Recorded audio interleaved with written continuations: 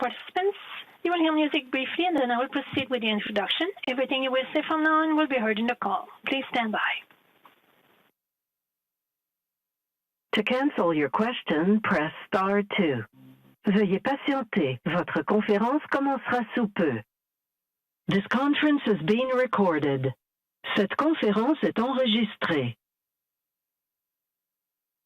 Good morning, ladies and gentlemen, and welcome to the announcement related to Residential Schools Conference Call. Bonjour, mesdames et messieurs, et bienvenue à l'appel conférence pour une annonce sur les pensionnats autochtones. I would now like to turn the meeting over to Chantal Aubertin.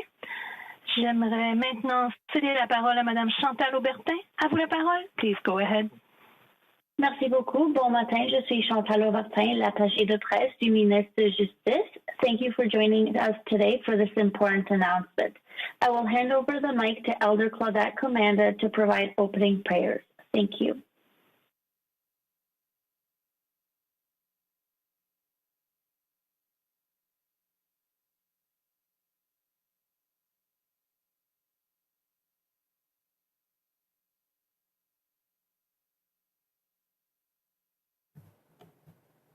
Elder Commanda, the floor is yours.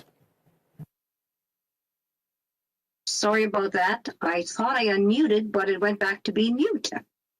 So let me begin all over again. I say, Kwe Sheba.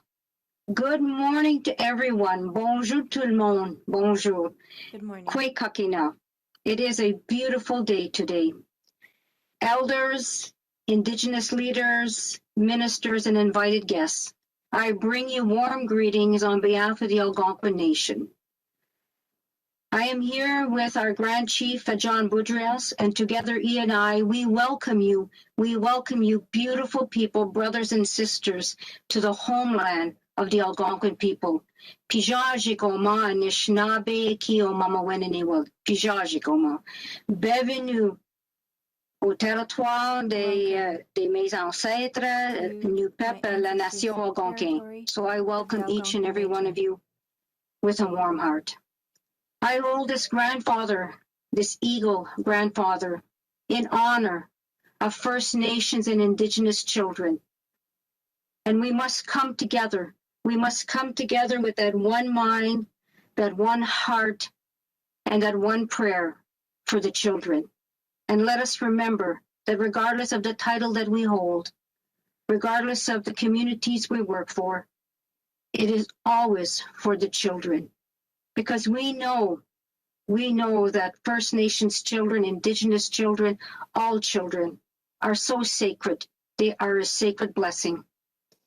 In the wise words of one of the great leaders, Chief Sitting Bull of the Ogallala Lakota people, he said, look to your daughters and to your sons, for they are your future. And regardless if we are First Nations, Inuit or Métis, that is a sacred teaching that our ancestors have passed on to us, that the children indeed are our future. And let us hold them in our heart, and let us always remember why we are here. So I say to each and every one of you, let us put our hearts, our mind, and our voices one to say this prayer. As we say, Chimigwej Gijimenado, Kinakego, Migwej Unje Nongum. We thank you, Creator. We thank you for every blessing that you have given us. Migwej Jojo Wiki, as we thank that first mother for all. We thank our Mother the Earth. As we thank that first grandmother, our grandmother Moon, Pokomistipikizis, and we thank that first grandfather, our grandfather the sun, Mishomiskizis, and all these gifts that the Creator has blessed us with. Indeed, He has blessed our children with this as well. And we ask that Creator finds it in His love to comfort and protect each and every one of us in the work that we do. And we come together with that prayer, Kinuin Emiyawin, to remember the families, the communities, and the nations of all the children who did not make it home. And Creator knows each and every one of those children by name. And they know we love them. and the Creator will comfort the families, the communities, and the nations. And we thank our ancestors. We say, Chimigwej Nijen Wendaganat Miigwej. Anabagis Kokamisag, Anabagis Mishomsag, Anabagis Das Pinigen. Nibuksendam Mashkawizuin Unji Nongum. Nibuksendam Minapamatsuin. Nibuksendam Zagi Eduit. Creator, we ask the grandmothers and the grandfathers of the four directions to come into this circle, to bless this circle, to protect all who are here, Creator. We ask the grandmothers and the grandfathers to lift us with strength, good words, love, and kindness for one another. And Creator, as we close this prayer, we remember the 7 grandfathers. And Creator, we ask that we continue to walk in the comfort and in the love and in the strength of those 7 grandfathers, whom we call love, wisdom, respect, courage, humility, honesty, and truth. And we say, Chimigwej, Gishiminado Onje, Ninuin, Emiyawin Onje Kakina. Migwej, Gishiminado Onje, Kinuin, Emiyawin. I thank each and every one of you for being here. And we pray for our leaders.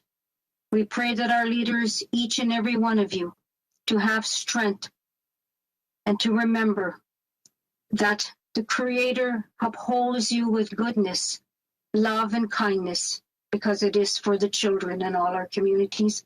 And let us make today, and as we move forward to tomorrow, that it will always be a brighter day for all our children, for indeed they do matter. Chimigwej Zagi Kizagian. Thank you, and I love you all. Migwej. Thank you. Thank you very much, Elder Commanda. Now I'd like to invite Elder Verna DeMonte to provide opening prayer. Bon matin. Good morning. Dama me, Mr. Minen. Litaba. Pimushaple. Damihan. Kakiochi payekutanos. Mitnemi tenotayan. Tanchidita kakeu. Tisha finano takayachik. Monsieur Satran Ustautayao. Gagwechem Buju, kakeu. Chimiayachik. Weawayish kani chik. I have in my hand my tobacco and my rosary. That's how I pray.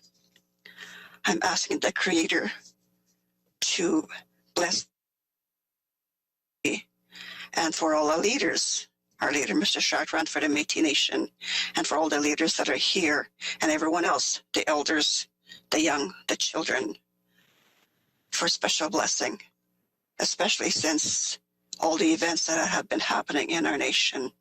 Masidi talbuju kakeu chimipoik these enfants mina kaki mishkawachik wishtawo chikiwechik wayish these enfants kshakananik for the children that were or are being found, a special blessing for them to journey home and for their families not to grieve so much, and a healing hand for the Creator to bless them with.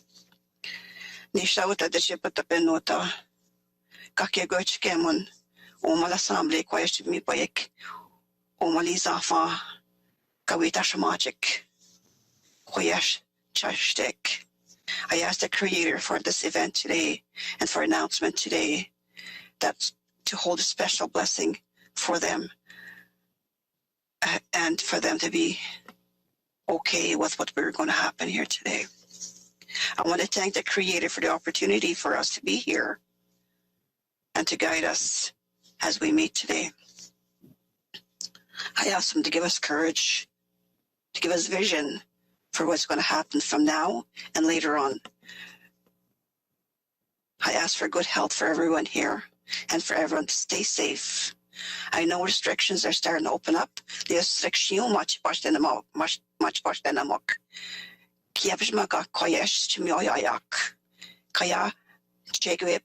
For us not to go back to where we were a little while ago. On our journey, say, I'll ask the Creator to show us and to help us to extend our hand to each other. Kakeuchuichi tuyak, uta compassion, choptai wayak, minat natstatoyak. Kutuhtan gwechkamo, the Creator, les vieux, les jeunes, kakelimun, surtout les enfants, chuich hot. I always ask the Creator special blessing for our elders, our young, our children, for, like the commander said, they are our future. I also ask him, since restrictions are being lifted, for us to continue and have good health and still be safe in everything that we do. We don't want to regress to back where we were. Thank you, Lord. Amen. With that, thank you. Thank you very much, Elder de Montigny. And now I'd like to invite Minister Bennett to deliver her remarks. Kwekwe, Ulakot, Tansi, hello, bonjour. Je vous parle aujourd'hui du territoire traditionnel de la Première Nation de Mississauga de Credit, où nous honorons tous les peuples autochtones qui ont pagayé ces eaux et dans les mocassins ont parcouru ces terres. With respect and appreciation and love for Elder Commander, I'm pleased to provide an offering of tobacco in keeping with the tradition of the Algonquin Anishinaabe. And earlier, as an offering to Elder de Montigny, in appreciation for starting us off in a good way, I was asked to put down tobacco here at my home in Toronto under our pine tree, and to say thank you in advance of her words. And I hope that Elder Serkiak will be able to join us for the drum song at the end, and for him we have some Inuit cloudberry tea. We look forward and hope that he will be able to join us. So I'm pleased to join Ministers Miller, Guilbeault, and Lametti in making this important announcement today, and huge gratitude to Grand Chief Boudrias, National Chief Archibald, President Obed, President Chartrand for being with us this morning. For many people across Canada, the recent news of finding unmarked graves at residential schools was an awakening to a deeper knowledge of the truth and the true horror of residential schools and the continuing impacts on Indigenous peoples today. These truths have been known by Indigenous communities for years. The Truth and Reconciliation Commission dedicated Volume 4 of their final report to the horrors of missing children and unmarked burials. As a country, we know the truth. Once you know the truth, you cannot unknow it. First Nations, Inuit, and Métis communities have lived with the trauma caused by residential schools for generations. Now, as the country gains a deeper understanding of our shared history, Canadians are looking for ways to support Indigenous communities. Canadians want to play a role in the journey of reconciliation and the elimination of systemic racism that persists as a result of damaging colonial policies. Les peuples et communautés autochtones confrontés au traumatisme intergénérationnel des pensionnats nous ont dit qu'ils avaient besoin d'un soutien supplémentaire pour retrouver leurs enfants disparus, les commémorer et guérir. So today, we're announcing an additional $83 million in funding through CERNAC to support more Indigenous communities in this extremely difficult and necessary work. These are additional to the 27.1 million, which was part of the 33.8 million committed in budget 2019 to implement Truth and Reconciliation Commission calls to action 72 to 76, bringing the Government of Canada's commitment to 116 $0.8 million to support this extremely difficult and important work. We have been working with the National Center of Truth and Reconciliation and have supported their work on records and archives through the investment in $10 million in Budget 2016, and we continue to support their extraordinarily important work. We are also working to establish a national advisory committee which will provide expert advice to communities and government about this important work. It will be made up of experts who specialize in archaeology, forensics, pathology, and mental health, and all areas that can help in the difficult work of finding and identifying those children who attended residential schools and never returned home to their families or communities. Notre gouvernement sera à côté des peuples alors qu'ils avancent sur le chemin de la guérison. Ce nouveau financement permettra aux communautés de disposer de soutien nécessaire pour mener à bien le travail extrêmement difficile de recherche et d'exploration des sites funéraires. In this summer of reflection, all Canadians are now realizing what it must have felt like to be a parent whose child was taken from them against their will and then never returned home. As we prepare for the National Day of Truth and Reconciliation on September 30th, I hope all Canadians will read or reread the TRC calls to action, and especially Volume 4 of that final report. The revelations of Kamloops and Cowessess have shown us that it is the spirit of those missing children that will guide our work together. Miigwech, Nakumik, Marci, thank you, merci beaucoup. Thank you, Minister Bennett. And now we'd like to turn to Minister Miller.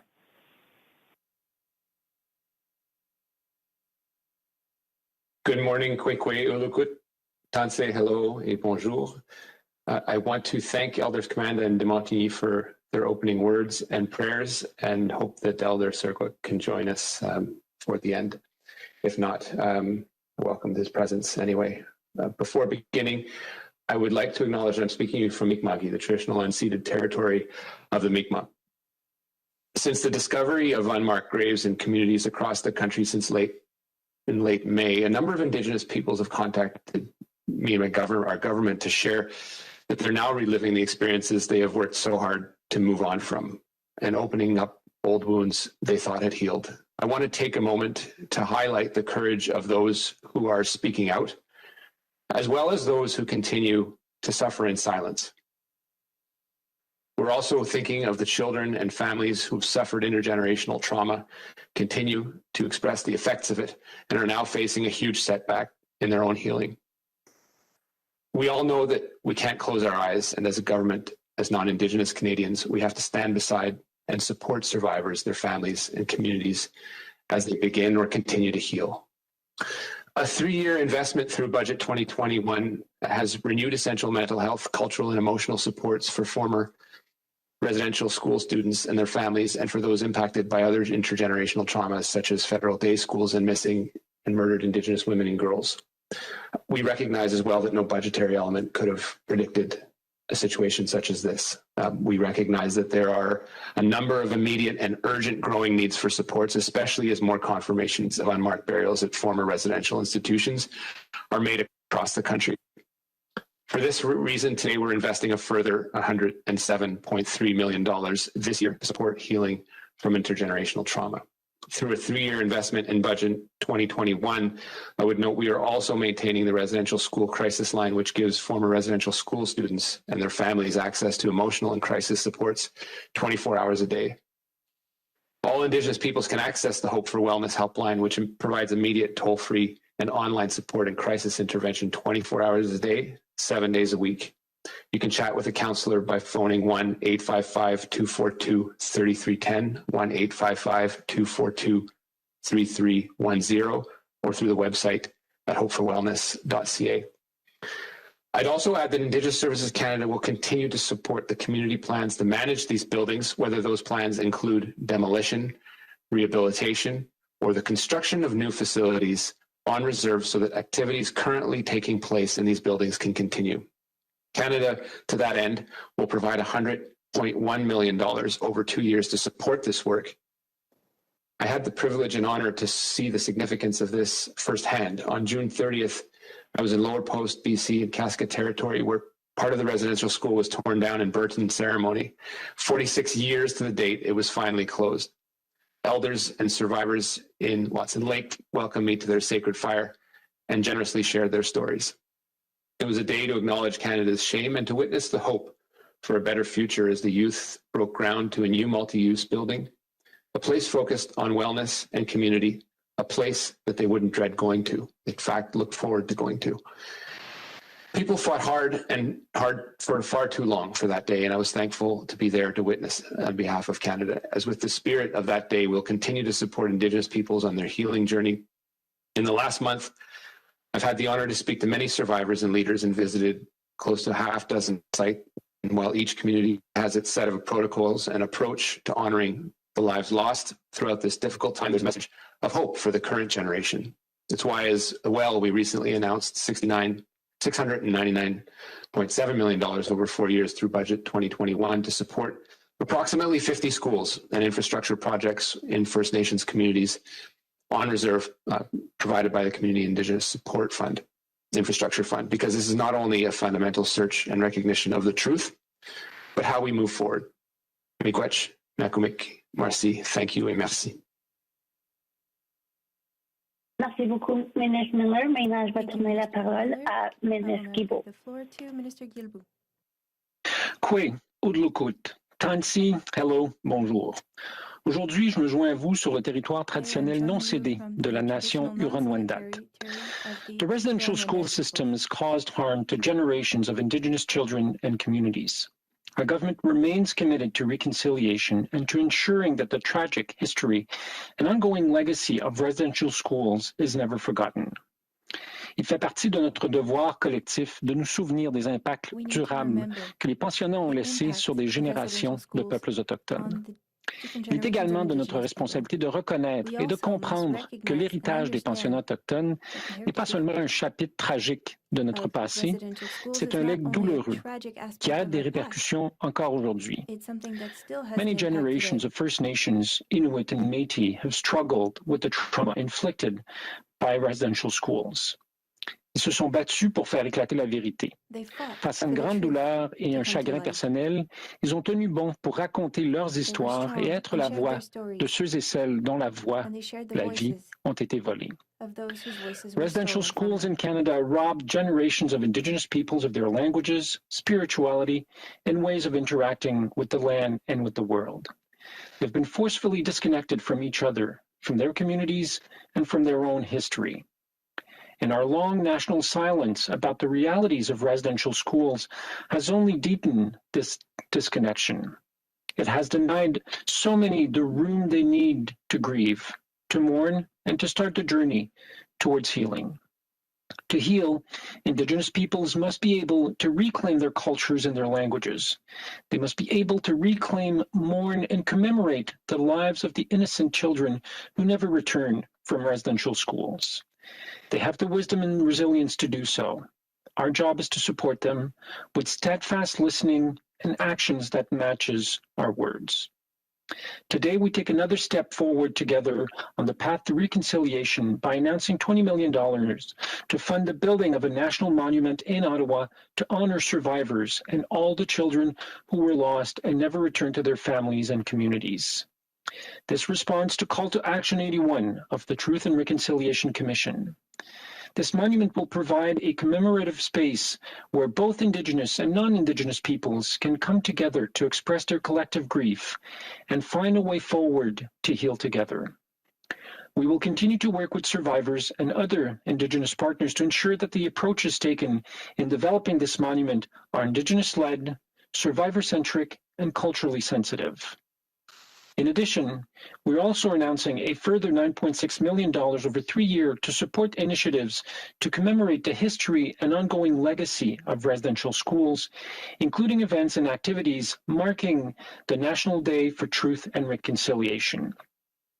Ce nouveau financement s'ajoutera à notre investissement actuel de 13,4 millions de dollars annoncé dans le budget 2021.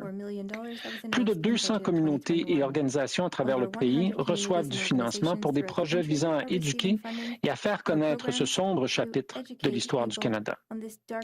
We should all be moved by people like Phyllis Webstad and the story of her orange shirt. On September 29, 2020, our government tabled Bill C-5, which establishes the National Day for Truth and Reconciliation, the Orange Shirt Day.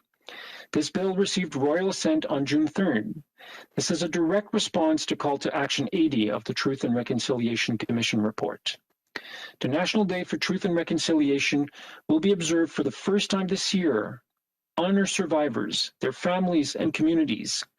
It ensures that the public commemoration of the tragic and painful history and legacy of residential schools remains a vital component of the reconciliation process. Reconciliation is a long-term commitment that requires the engagement of all. This is just the beginning of our journey towards reconciliation. By working together, we can grow the National Day for Truth and Reconciliation and the proposed monument into important and meaningful touchstones that will promote healing, remembrance, respect, and understanding. Nous pouvons pleinement intégrer la vérité et la réconciliation dans notre identité culturelle. Nous pouvons construire notre avenir ensemble. Merci, thank you, miigwech, nakumik, merci. Merci, ministre Thibault. Maintenant, je cède la parole au ministre Lametti.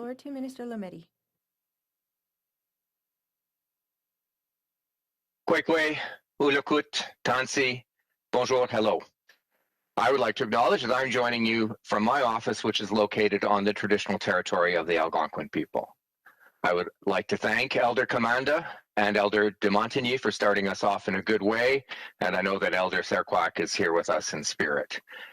Privileged to join my colleagues Bennett, Miller, and Guilbeault for this important announcement today, and particularly honored to join the AFN's new National Chief, Roseanne Archibald, ITK President Nathan Obed, and MNC Vice President and National Spokesperson David Chartrand. Nous sommes ici en tant que partenaires, amis et alliés durant des moments difficiles. Vous avez entendu mes collègues et je veux maintenant vous parler de ce qui touche mon portfolio. I have heard the calls for justice that have been ringing loud and clear throughout the country since the first unmarked graves were found. I will admit that there have been moments during this time where I wish I had the powers that some have attributed to me and my office. But the reality is that Canada does not, at least not yet, have the legal framework or tools needed to deal with the complex issues we are confronting now. Our laws are not reflective of Indigenous values, traditions, and practices. Il est donc clair que nous devons travailler autrement pour soutenir les Premières Nations, les Inuits et les Métis alors qu'ils traversent leur deuil et répondent éducatement et respectueusement à leurs besoins. C'est le processus que nous amorçons aujourd'hui. I'm pleased to announce my intention to appoint a special interlocutor to support Indigenous peoples and communities who are working to identify and address unmarked and undocumented graves and burial sites. But I want to give due credit for this idea. It came from Indigenous leaders, particularly Indigenous leadership in British Columbia, Cook Peak Kashmir, and Mary Ellen Turpel-Lafond, as well as AFN National Chief Roseanne Archibald. Ils nous ont aidés à peaufiner l'idée et je leur suis éternellement reconnaissant de leur leadership. Un moment où étaient confrontés à leur propre deuil, leur peine, leur colère, ils nous ont permis de trouver une solution constructive afin de nous permettre à tous d'avancer. Évidemment, je veux aussi mentionner que l'interlocuteur spécial sera sélectionné suivant des discussions avec le leadership et les communautés des Premières Nations, des Inuits et des Métis. Le mandat de l'interlocuteur spécial sera d'abord et avant tout de bâtir ou rebâtir une relation de confiance et de la transparence alors que nous progressons vers la guérison, la justice et la réconciliation. So what will the special interlocutor do? Working with Indigenous peoples, This person will assist in charting a path forward.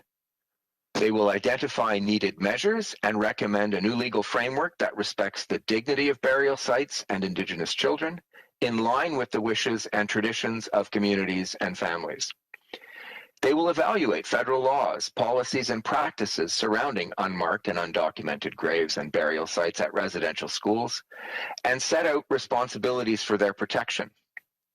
They will facilitate dialogue with provinces and territories for matters within their jurisdiction and with other relevant institutions such as churches. And perhaps most critically, the special interlocutor will focus on establishing a relationship between Indigenous peoples and their governance institutions and Canada that will help us move forward together in healing and in partnership. This means establishing and strengthening trust that must be built from the ground up. It means using culturally appropriate engagement processes that allow space for open dialogue between Indigenous peoples and government. It's also important to note that the special interlocutor's mandate may evolve as discussions with Indigenous communities and leaders take place. The role will be developed collaboratively to ensure that it meets the needs of Indigenous peoples. La décision de nommer un interlocuteur spécial est prise avec humilité, ouverture et dans l'espoir d'une véritable réconciliation. Together, we can create a new process that will allow for a deeper dialogue and meaningful engagement and build a better, just future for all Indigenous peoples. Megwich, Nakamik, merci, thank you, merci.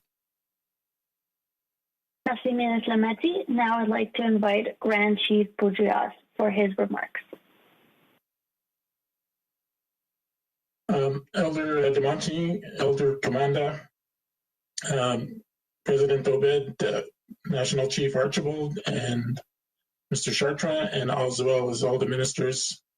Kwekwe Kakina, Kwekwe Anishinabek, Asich, Kwekwe Wijek, Minupjek, Anishinaabe Aki Wodinen. So welcome today from the Algonquin unceded territory. I'm very proud to be here today and participate in today's announcement. It's extremely encouraging to hear of all to hear these dollars being invested into this very, very important file and issue that all our Algonquin peoples and all Indigenous peoples across the country are facing right now. And it clearly demonstrates that you have been listening. You have been listening to all of us, and that you're ready to take action. We've said it many times that words, actions outdo words, and that's what we are looking forward to. And there's no dollar sign or dollar amount on healing, but by investing these amounts is where we will permit us to have the actions to lead to that healing, and that healing will lead to reconciliation. So I'm very, very encouraged for the Algonquin people, because all of our people have been touched in some way by residential schools, but I'm encouraged for all Indigenous people. Je suis très encouragé par cette annonce aujourd'hui pour la nation algonquine, ainsi que pour toutes les nations autochtones du pays. And I'm very glad that, and I look forward to continued action on behalf of everyone. Everyone needs to participate in reconciliation. Everyone needs to accept the truths of the past, and it is us that are the stewards of the future and how we move forward. And I look forward to moving together towards this continued path of reconciliation on behalf of the Algonquin peoples and all Indigenous peoples. Miigwech. Thank you. And now I'd like to turn to National Chief Archibald.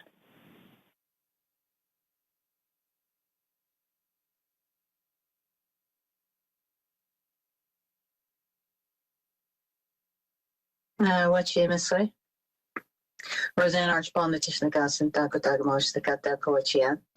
I'm coming to you today from Treaty 6 territory in Saskatchewan. And first of all, I want to acknowledge the Creator, the world around us, and our place within it. And I want to give thanks to our Creator for walking alongside us as we mourn the countless little ones who never came home from the institutions of assimilation and genocide. I no longer want to call them schools. I stand in support of all survivors, loved ones, family members, and First Nation leaders who have undertaken the painful work of recovering our little children. Many Canadians have expressed shock and are angered about the discoveries, the recoveries of our little ones buried in unmarked graves across Canada. Canadians are grieving with us. They are shocked. We as First Nations have known the truth. We have shared this truth. We have fought for this truth to be heard. And we say again, there must be truth before reconciliation. For decades, we were not believed. Our survivors were not believed. And some still may not believe. But today, I once again state an undeniable truth. Canadian government policies, along with the Church, committed crimes against humanity, crimes against our children. Make no mistake, we are seeing evidence of genocide. The announcement today is long overdue. It's a long overdue step in acknowledging the devastating harm that these institutions have had and continue to have on the generations on many generations of our people, and how intergenerational trauma continues today. Now is the time for accountability, action, and healing. I welcome the government's commitment to funding these Indigenous-led, survivor-centric, and culturally safe efforts. But we must ensure, sorry, people keep texting me, but we must ensure that First Nations take the lead on efforts to pursue justice and healing. I also look forward to working with the special interlocutor as soon as possible. Now, I ask all levels of government and all Canadians to listen to First Nations and Indigenous leadership, respect our voices, our knowledge, and our grief as we continue fighting for the little ones, as we have been doing for so long. Thank you, miigwech, ninanaskamun gasakiten. Ninanaskamun in my language means I am grateful, I am thankful, I thank you, and gasakiten means I love you. Thank you, National Chief. And now we will turn to President Obed. Nakamik, thank you. Udlaku, good morning, everyone. It's so good to be here on this day where we are embarking on a next step in the work that is necessary to respect the human rights of First Nations, Inuit, and Métis Canadians and Canadian children. I think it's so important to recognize that these children were Canadians in Canada when this all happened. And the reasons why we need bills like C-15, the implementation of the Indigenous, of the United Nations Indigenous Peoples' Rights, is because our human rights were not upheld and respected for much of Canada's history. The announcements here today, especially in relation to the process of how we will go through this together, are necessary. The creation of a special interlocutor.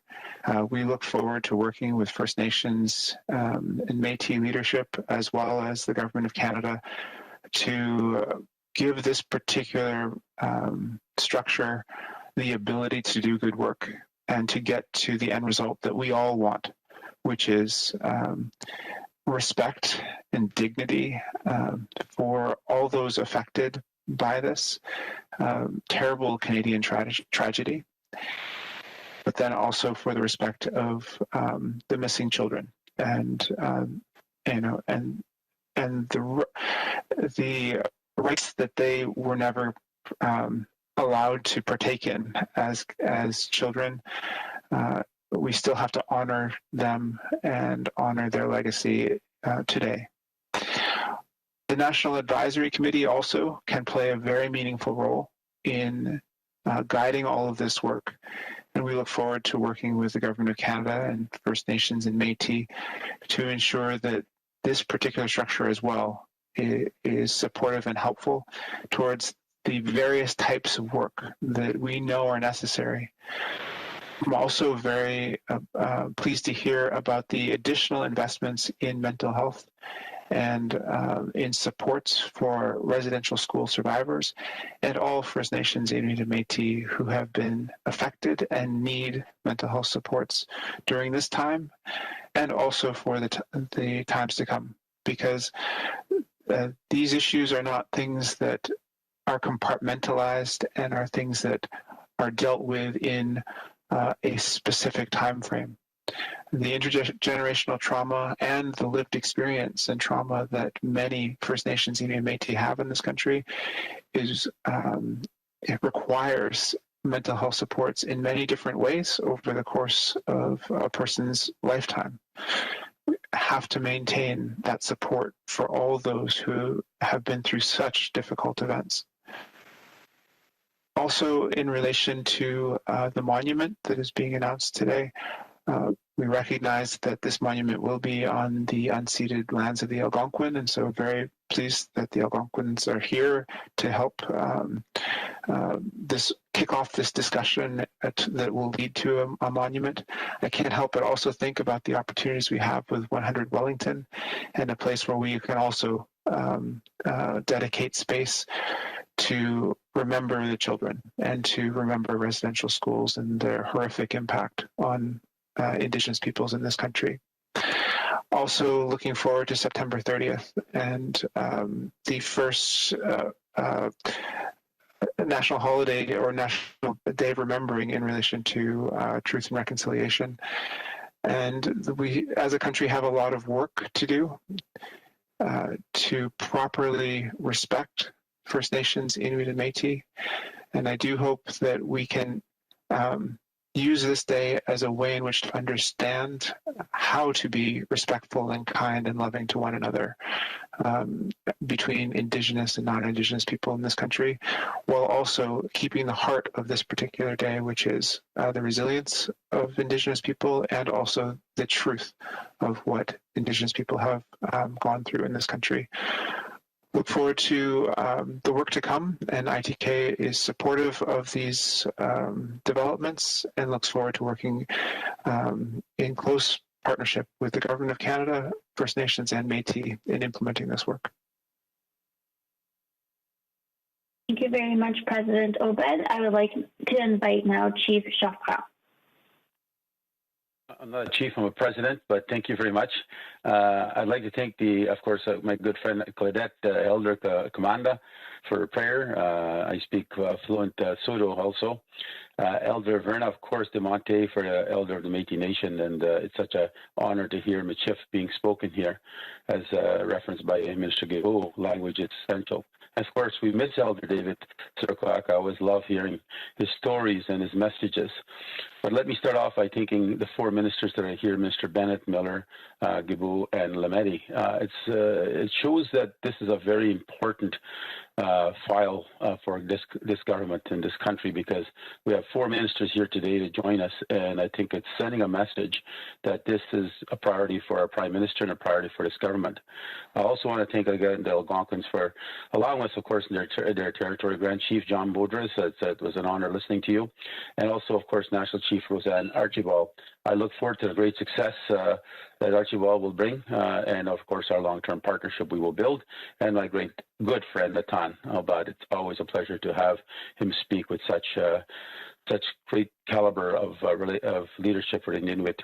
But today's an important day for all of us. I think this country is on a journey together. It took us over a century to get there, and it's going to take us many decades to get past this. There's a lot of pain and suffering that's happening right now, and there's more to come. And I ask all Canadians to join us in this journey because it's going to take us time. It took a lot of time to try to take us out of this country, to rid us of our existence, of our culture and our languages, and just our soul. And it's important that we recognize the suffering that's happening out there. It's hurting so many people. And these nightmares that are coming on a regular basis now as we travel across Canada, finding residential school and finding these mass graves, and this the actual development of genocide that was taking place in this country, it needs to be reckoned with. And I thank you, Mr. Lametti, for the appointment of the interlocutor. I think it'll be great for us to have a discussion with him. I think we need, or her, we don't know who that person is yet, but clearly at the end of the day, one of the things that we need to look at, how do we address the crimes of the past? To a lot of people out there, they're seeking justice. They want to be dealt with. They want their pain to be resolved in a way this country has shown us that the law is supposed to be there to protect us, and now we need to see this law and move it forward. But these acknowledgements today and these announcements of these new resources sends us a message that your government does take this as a priority. It will help us in many different ways. It'll definitely prevent us from no longer denying or trying to hide what was done in this country. And I think the world is watching, and we need to be ready for this. We need to show the world what Canada is all about. We talk about Canada being a caring, loving country, an acceptance country, a country with a kind heart and that cares for everyone. What we're asking this country now is to care for Indigenous people. This journey, be patient with us. There's a lot of pain and suffering. This is like a horror movie that's becoming real. And we need to make sure that we can do everything in our powers to make those changes. We have to work together. And I think the actions that we are seeing right now from the Trudeau government is one that will resonate with change. It will make change. You just got to give it time. But in order for it to work, you've got to give Indigenous governments the right to make these decisions and the communities to have their say. And I look forward to these consultations and discussions and moving forward on these actions, because I think this pathway we're all going on this journey together as Canadians and the governments of the Indigenous people, the governments of Canada, and hopefully the provinces and municipalities will join us in this journey, because at the end of the day, I think we're all seeking the same. We're seeking justice. We're seeking that this country can stand proud in the United Nations or anywhere in the world that this is a caring and loving country, and it cares for every Canadian, including the founders, of course, the Indigenous people go back, First Nation go back 10,000 years. And I honor them, and they suffered the most in residential school.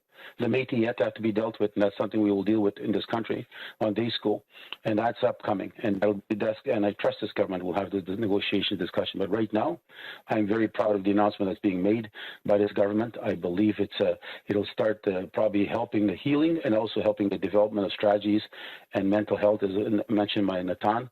Those are pressing issues right now with COVID adding on to all of that, and now we see a drought that's happening to so many people in Western Canada right now, and there's so much pain out there and suffering, and we need to all come together as Canadians. So I ask Canada, all Canadians, walk with us in this journey, stand with us in this journey, work with us, because at the end of the day, it took this country to bring us down. Now we'll ask this country to bring us up. So let's work together, and as I said, the Métis, the Red River support this strongly, and the Métis Nation will always stand there to make sure we protect our citizens no matter where they live. So take care. Again, ministers, be safe out there, but thank you, Prime Minister, for his vision. And again, I think all my fellow leaders, Indigenous governments, we will work together. We will find solutions. We'll help our people, and hopefully we'll find a way to start the healing, which I said will take decades to get. Thank you, President Chapran. Maintenant, nous allons commencer la période de questions avec les membres des médias. Vous aurez la chance de poser une question puis un suivi. S'il vous plaît, annoncez votre nom, votre organisation et à qui vous posez votre question. We will now begin the question and answer portion of this announcement with members of the media. We'll have a chance to ask one question and one follow-up. Please state your name, your organization, and who your question will be addressed to. Operator, can I please have the first question? Thank you. Merci. Please press star 1 at this time if you have a question.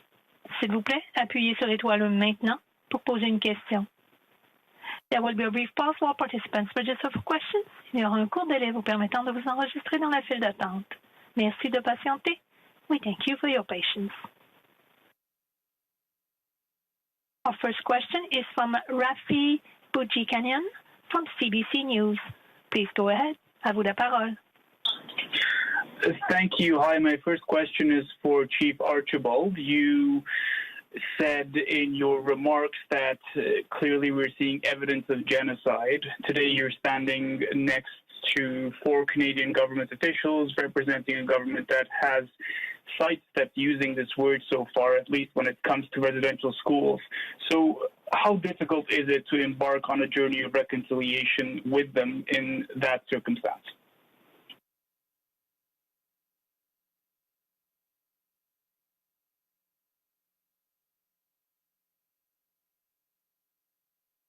You're on mute, National Chief. Oh my gosh. I don't know when I'm going to stop doing that after almost 2 years. Thank you for the question. I see a large part of the journey of reconciliation being about a journey of healing. And that journey of healing is something that we all have to do together here in Canada. And so it is becoming very evident that crimes were committed.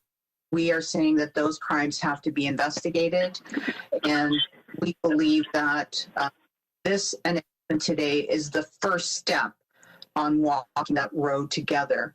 We had asked for a special rapporteur to look at the guardianship structure and the authority to protect those sites, and more importantly, to support an investigation of these crime scenes that involve our children, to document the investigations and to seek justice internationally. This announcement today is the first step. You heard, I believe it was Minister Guilbeault, say that we are at the beginning of this journey together, and I know that we are. I have absolute faith that not only are these ministers committed to healing and the journey forward, but that the majority, the clear majority of Canadians are also committed to the healing journey with us. And we're going to walk that journey, and it will always be something that we can look back at in history and say that we did this together. At the same time, it is a difficult journey. Healing is not an easy process. And so, but we're all committed to it. And that's why I'm on this call today, being a part of this announcement.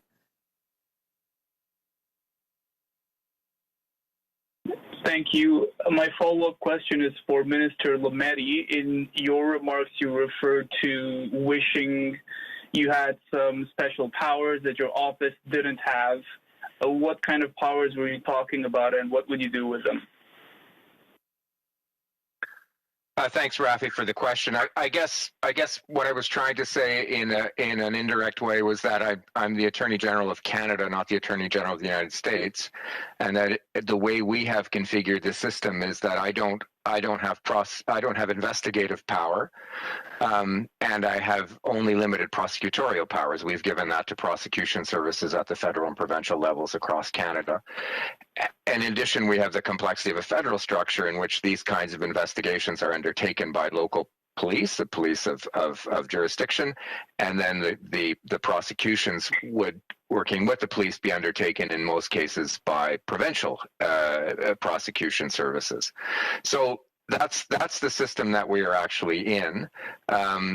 It may be that's something we want to look at through the interlocutor in order to push these kinds of files forward. But for the time being, that interlocutor will help open doors, facilitate dialogue amongst all of these various actors, and will help us identify these kinds of gaps that might exist in which we might be able to do better down the road.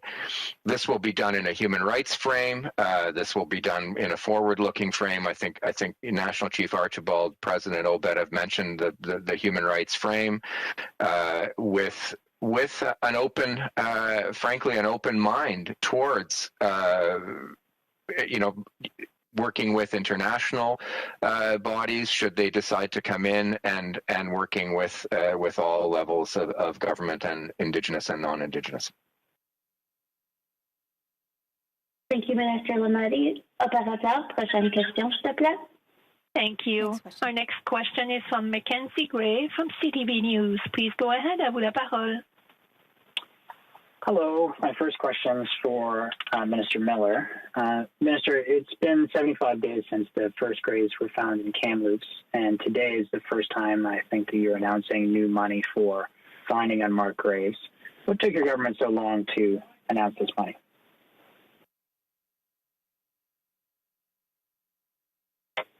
Well, first, Mackenzie and perhaps Minister Bennett or Kipo would want to speak as well. We have been first and foremost creating a central point within government for communities to reach out and get further support, whether it's for searches, whether it's for the next steps. And as you've noticed and perhaps noticed nationally, there isn't one cohesive approach to how a particular community wants to proceed with respect to the discovery of a site. A lot of them had children taken from many surrounding communities, and so there is a process that is being observed within communities to make sure that they are doing the right thing and be the imperfect voices of survivors as they articulate the path forward, as well as reach out to other communities that may have had children taken to these institutions. And so throughout this process, we've had a central point in government to unblock resources and funds and support. We've said in no uncertain terms that we will be there for them every step of the way.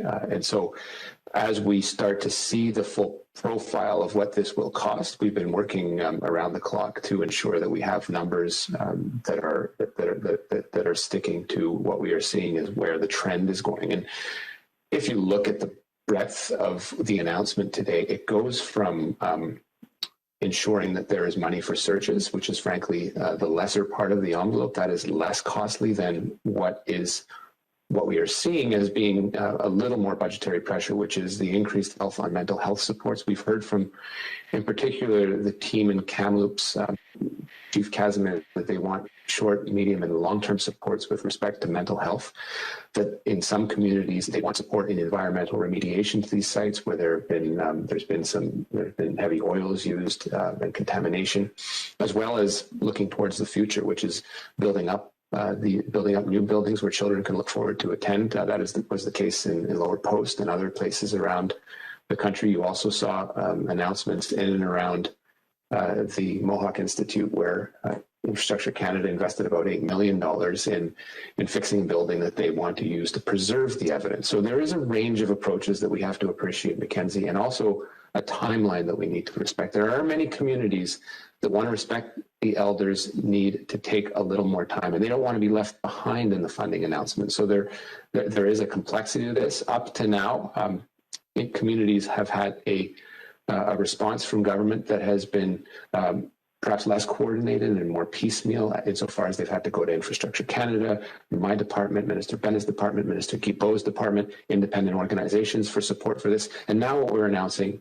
is looking at what's gone on in the last 2 months, a cohesive and coherent approach, I guess a one-stop shop of sorts at the federal government where communities can get what they are saying they need. And that's something we've said all along, but now we've got numbers that stick to it. Perhaps Minister Bennett would like to add some as well. Yes, thank you. And Mackenzie, absolutely. The money that we announced on June 3rd, the $27.1 million, we've been just really impressed with the number of proposals and the excellence of the proposals in terms of detail of what can happen in the short, medium, long term, and our ability to quickly evaluate and get that money out the door. And it became clear that we would need more, as was anticipated, and so that's what we're doing today. We want to be able to let all communities know that we'll be there with them as they do this difficult work, whether it's the knowledge gathering, whether it's commemoration, whether it's the searches. We are working, as Minister Miller said, as a whole of government, that from Parks Canada to DND to everybody is really prepared to put their best expertise forward in kind, but also for all of us to have the kind of resources that we can then make sure is there for communities as they plan and do this important work. But it's really unbelievably inspiring to see the just meticulous nature of the planning and the work that we get to support. My follow-up question is for Minister Lametti about what is going on in China right now. Last night in a press conference, Dominic Barton, the ambassador, was asked if he thinks there is a connection between the Schellenberg verdict and Meng Wanzhou case. He said, and this is a quote, "I don't think it's a coincidence that these things are happening right now while events are going on in Vancouver." Is it the position of the government that the Schellenberg case is tied to Meng Wanzhou? As you know, I never comment publicly on the Meng Wanzhou case because of a potential role that I may play at the end of that process, which we have developed in particular to make sure we respect the rule of law and procedural fairness for anybody who faces extradition. What I can say is that we condemn in the strongest possible terms this death sentence for Mr. Schellenberg. We continue to seek clemency on his behalf. Canada opposes the death penalty in all cases, and that continues with respect to this particular case. And we will also continue to work diligently, all of our colleagues around the table, with every resource that we have at our disposition, to work to free Michael Kovrig and Michael Spavor, for which we feel they are trumped up charges for which there's absolutely no basis in law. Thank you, Minister. Operator, next question. Thank you. Our next question, notre prochaine question est de Laurence Martin de Radio-Canada. À vous la parole. Please go ahead. Oui, bonjour. Juste avant que je pose ma question, je me demandais, M. Lametti, si c'était possible pour vous de répéter en français ce que vous venez de dire, votre réaction en fait à la condamnation à mort de Robert Schellenberg.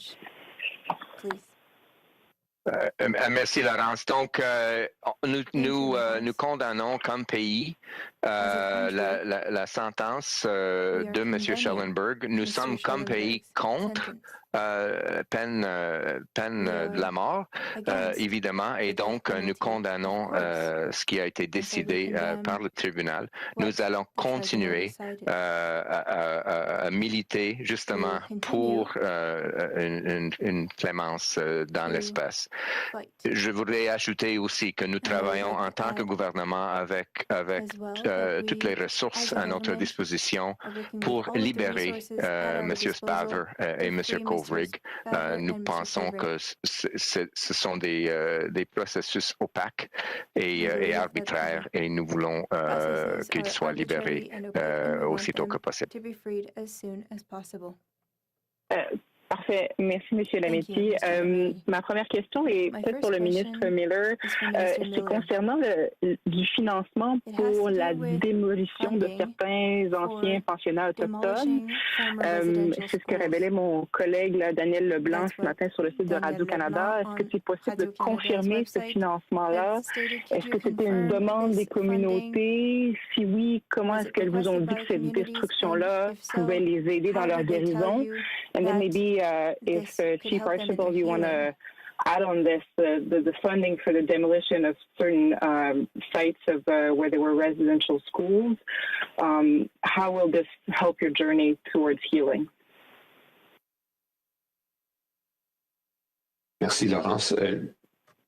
L'annonce d'aujourd'hui, évidemment, c'est une annonce d'une somme importante, d'une centaine de millions de dollars, spécifiquement pour la démolition et la reconstruction de bâtiments sur les sites. Ça reflète la demande, évidemment, qu'on a eue depuis les 2 derniers mois, mais aussi les demandes qu'on voulait honorer depuis fort longtemps. Vous vous souvenez peut-être dans mon allocution que j'avais mentionné le site à Lower Post qui milite, dont le peuple Cascam milite depuis fort longtemps, trop longtemps, pour à la fois démolir le building existant, l'annexe qui restait, et reconstruire un bâtiment, un multiplex sportif pour les enfants, pour de l'espoir à des gens qui n'en avaient pas vis-à-vis ce site.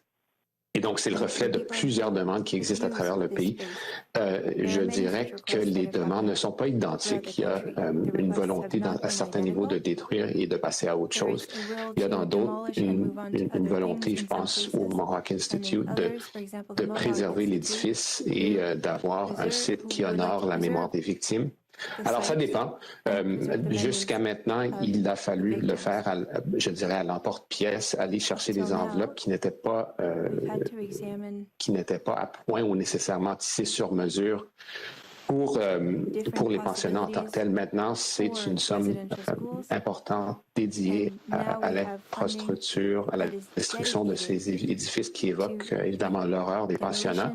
Dans certaines circonstances, mais ça dépend du processus qui se déroule à l'intérieur de la communauté, un processus qui peut être très, très, très long, évidemment, vu les sensibilités et vu la délicatesse de l'enjeu.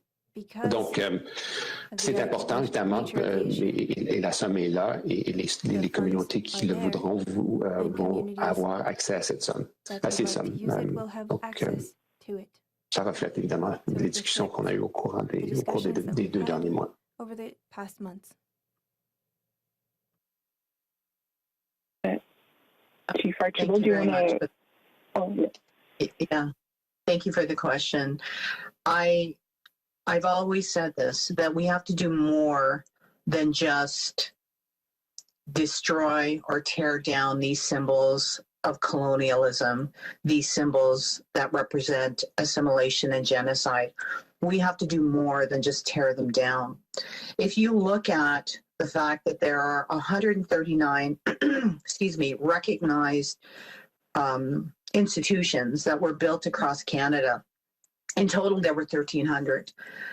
If you even multiply that by today's standards of how much it costs to build a school, you're talking about potentially close to $2 billion that was invested in the destruction of First Nations people, our societies, our children, our communities, our language, our culture. And this announcement is the very beginning. It is really, truly the very beginning, because what we need is for governments, both federally and provincially, to invest the same amount of resources to rebuild these communities, to have communities reclaim their language, their culture, and to have an ownership on their healing journey. And so I agree that if a community wants to have the residential school torn down, that's not the total answer. The answer is, what will you build in its place that will help the healing of that community? Healing is the most important thing that we need to start talking about. How are we going to heal from this as First Nations people? How are we going to heal from this as a country? And that requires a significant amount of investment. So perhaps you're looking at building cultural centers where some of these former institutions stood. We have to not only tear down things, we have to rebuild and we have to heal. Miigwech. Merci. Apparatrice. Est-ce que j'avais demandé oui, merci. Est-ce que je peux demander ma dernière question au ministre Lametti pour le rôle de l'interlocuteur spécial? Est-ce que c'est possible d'expliquer en termes, disons, très, très concrets ce que cette personne-là va faire? Juste parce que je suis encore confuse par rapport à son rôle et à comment est-ce que ça se compare par rapport à un procureur spécial qui fait des enquêtes sur les crimes commis dans les pensionnats. A special attorney regarding the crimes committed in merci Laurence pour la question. Donc la précision est la suivante. Donc une procureure est quelqu'un qui prend la preuve de l'enquête, donc de la police, et qui décide d'aller ou pas aller devant un tribunal avec un procès criminel ou un procès en droit pénal. Un interlocuteur n'a pas le droit, évidemment, d'enquêter, ni de poursuivre dans le contexte d'une poursuite pénale. Mais ça va être une personne qui va faciliter le dialogue entre ces deux acteurs-là, une communauté, peut-être l'Église, peut-être des niveaux de gouvernement. Ce que j'ai entendu, ce que la chef nationale Archibald et d'autres m'ont dit, c'est qu'il n'y avait pas une fiducie dans le système un trust, comme on dit en anglais. Donc, il faut rebâtir ces relations-là parce qu'ils ont été démolis dans le passé, justement par des fois par l'inaction, des fois par le fait d'avoir pris trop de temps. Donc, une interlocuteur va aider, faciliter, va ouvrir les portes, va travailler évidemment avec le comité que Mme Bennett vient d'annoncer, un comité d'experts. Et ainsi, on va procéder vers l'avant, pas par pas, évidemment, et nous espérons de rebâtir la confiance entre les acteurs, surtout dans les communautés autochtones.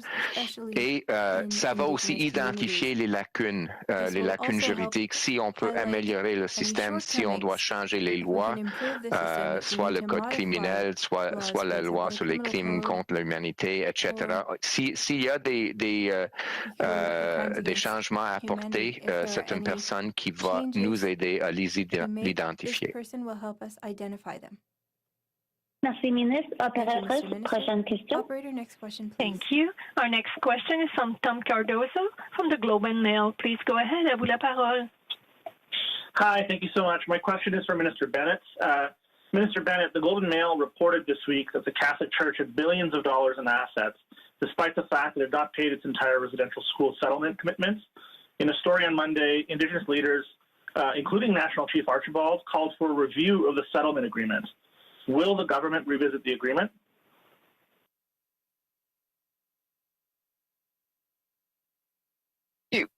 Again, all agreements are determined by the survivors and the participants, and so it is up, I think, to us to have a look at what Catholics are asking for the Catholic Church to do, and they're asking the Catholic Church to do better.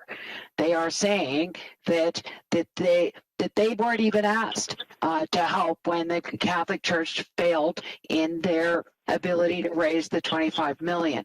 And so what I am hearing is that the Catholics want the Church to be there now, to deal with the intergenerational trauma, to deal with the healing, to be part of renewed efforts to address the tragic events and the persisting trauma and pain in Indigenous communities now.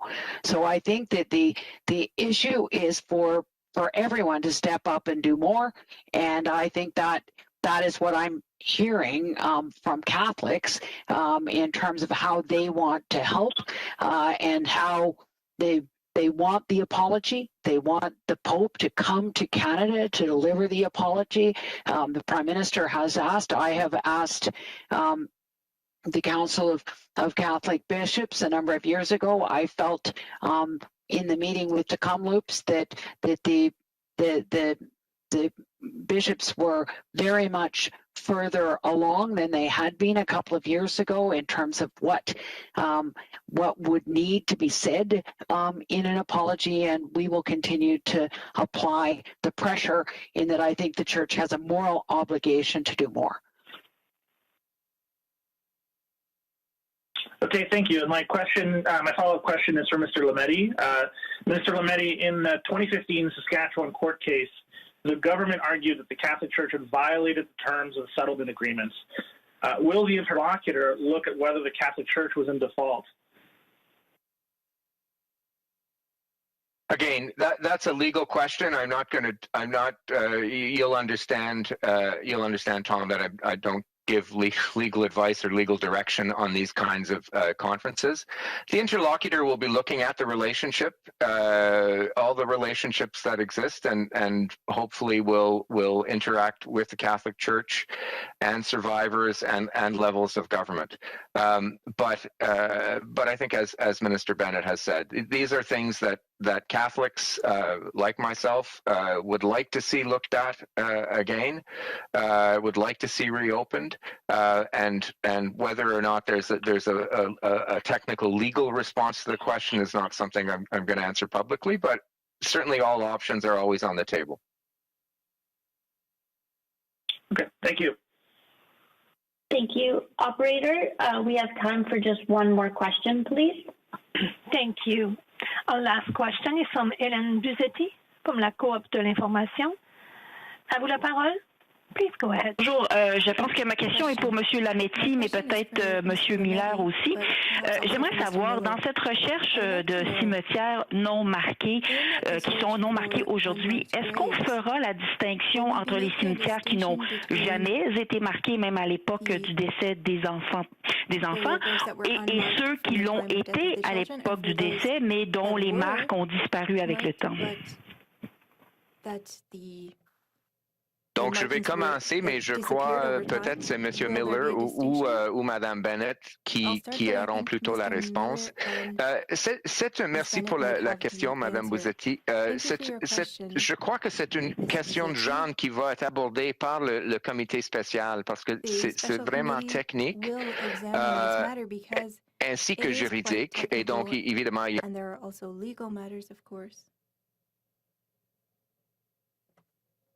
Allô?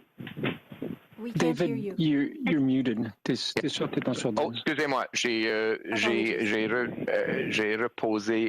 repoussé le bouton. Donc, je crois que c'est le genre de question qui va être abordé par le comité technique de Mme Bennett, surtout.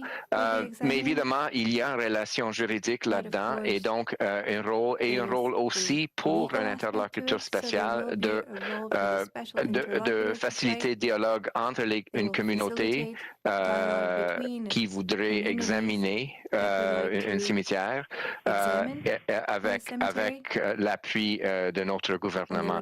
Donc, ce n'est pas une question qui est facile à aborder dès le début. Ça va dépendre effectivement sur les faits et le contexte particulier dans chaque cas. Mais nous sommes ouverts, évidemment, travailler avec les communautés autochtones dans chaque cas de trouver la vérité.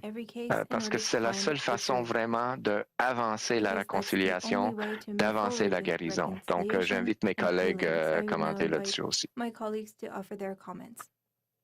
Je ne sais pas si j'ai davantage à rajouter. Comme David l'a dit très clairement, c'est une question immensément complexe qui relève des procédés, des processus archéologiques sur les sites qui sont et qui seront choisis.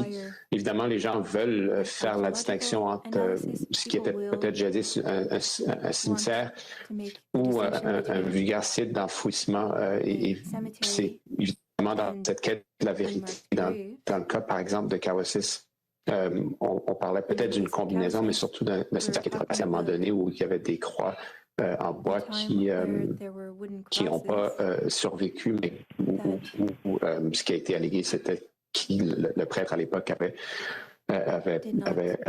repassé le site. Alors, et donc, à d'autres sites, par exemple à Shubenacadie, où malgré les fouilles archéologiques, et je l'ai visité entre autres, rien n'a été trouvé. Ça ne veut pas dire que des atrocités n'ont pas été commises pour autant.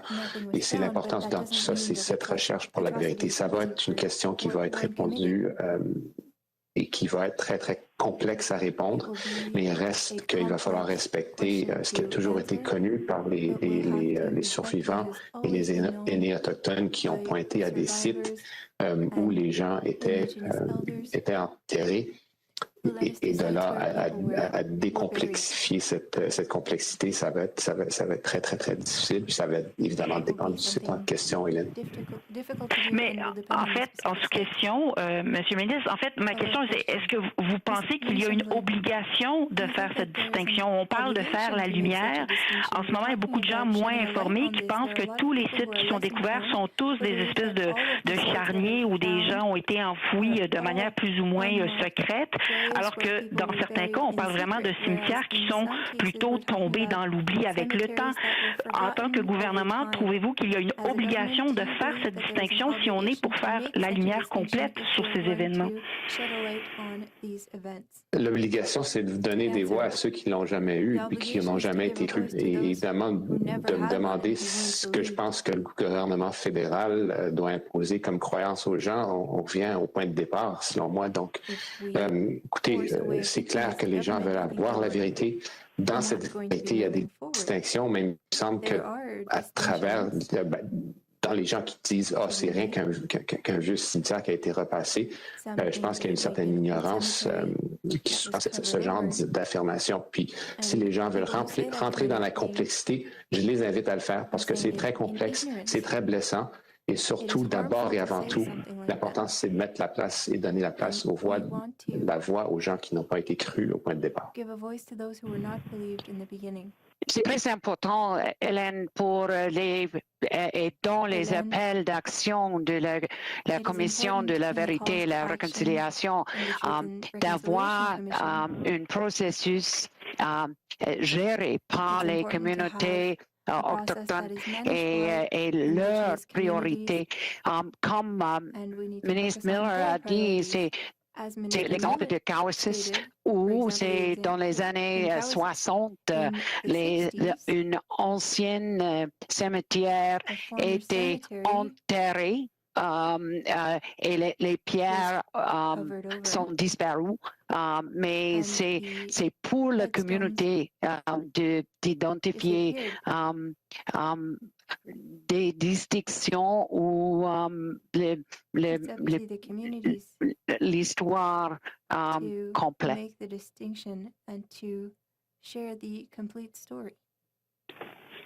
Merci beaucoup. Cela fait fin à la période de questions. This now ends the question period with the media. Elder David Sir Cook was invited today to close this important morning with a closing prayer. Unfortunately, due to technical difficulties, he was not able to join us today. L'aîné David Sir Cook a été invité à la clôture aujourd'hui, mais n'a pas pu se joindre à nous en raison de difficultés techniques. Merci beaucoup et cela fait fin à la conférence de presse. Thank you, and now we will close this press conference. Thank you. Merci. Merci tout le monde. Thank you. English. Hello. Good morning. My apologies for logging in late. This technology is not exactly elder friendly, but I managed to